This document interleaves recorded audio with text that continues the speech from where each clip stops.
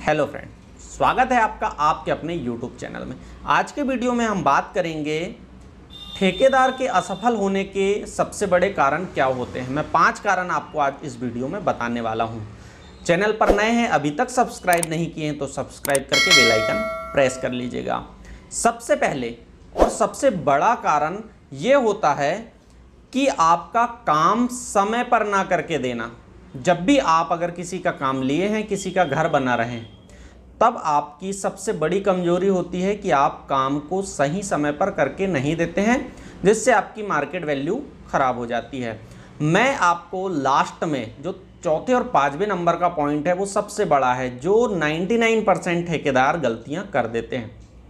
इसके बाद बात करें दूसरे पॉइंट की।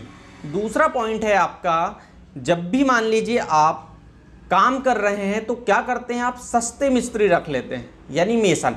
जब आप सस्ते मिस्त्री रखते हैं तो आप काम भी सस्ता लेते हैं, लेकिन आप वह फिनिशिंग या फिर उस लेवल का काम नहीं दे पाते जैसा आपको करना चाहिए। इससे होता यह है कि काम बिगड़ने पर आपको काम मिलने कम हो जाते हैं। ये हो गए आपके 2 पॉइंट। अब अगर मैं बात करूं तीसरे पॉइंट के बारे में, तो तीसरा पॉइंट है आपका कि साइट पर जाकर काम को ना देखना।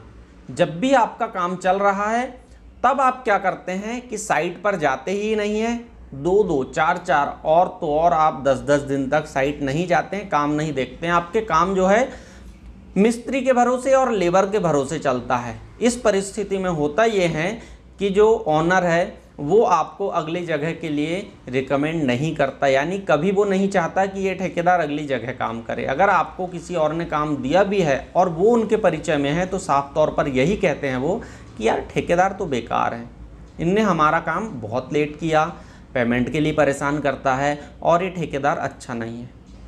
तो ये चीज़ ध्यान रखें कि आप यहाँ पर ये जो मैंने आपको अभी 2, 3, 4 पॉइंट बताया, इनमें आप विशेष ध्यान रखें। मिस्त्री भी अच्छा रखें, रेट पर भी मेंटेन करें और साइट पर प्रॉपर जाएं। अब इसके बाद के पॉइंट की बात करेंगे हम।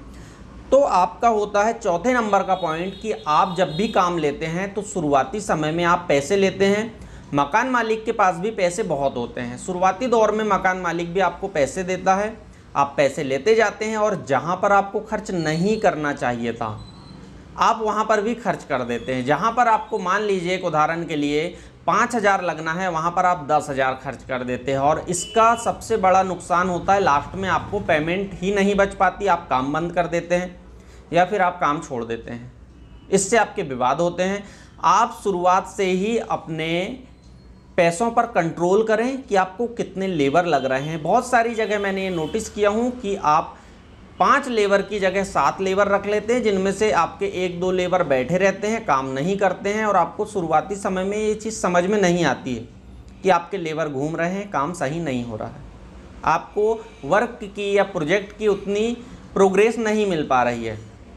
इस परिस्थिति में आपको बाद में जाकर लॉस हो जाता है। अगर मैं लास्ट पॉइंट की बात करूं जो बेहद ही इम्पोर्टेंट है, तो आपका कभी भी एक जगह की साइट का पैसा आप दूसरी जगह की साइट पर लगा देते हैं। जैसे मान लीजिए आपकी 10 साइट चल रही है, तो आपकी एक साइट पे कोई अगर अच्छा व्यक्ति है जो आपको पेमेंट समय पर दे रहा है, तो आप उस साइट का पैसा किसी और दूसरी साइट पर लगा देते हैं, लेबर से लेकर मिस्त्री और भी बहुत सारी चीज़ों में। अब इसमें घाटा क्या होता है, आपने एक साइट का पैसा दूसरी जगह दे दिए, अब आपको किसी और दूसरी साइट से पैसे लेकर यहाँ पर देना होगा।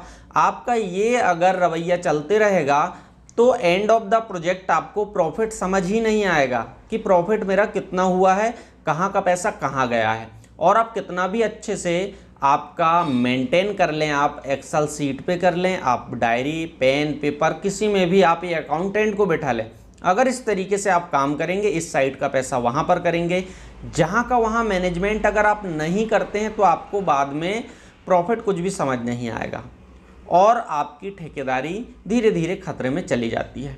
आई होप आपको वीडियो समझ में आया हो। वीडियो अच्छा लगा हो तो लाइक कीजिएगा, दोस्तों के साथ शेयर कीजिएगा।